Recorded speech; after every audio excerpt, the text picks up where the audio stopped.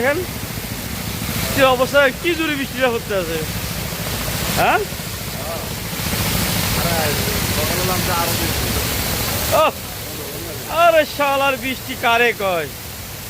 হ্যাঁ কেন মানুষের জীবিকার চাকরিতে কত কষ্ট করে এই ট্রলার মানুষের ভিজে যেতে আছে দেখছেন। হ্যাঁ এটা এই আরো দুটা বন্দরের ব্যবস্থা দেন।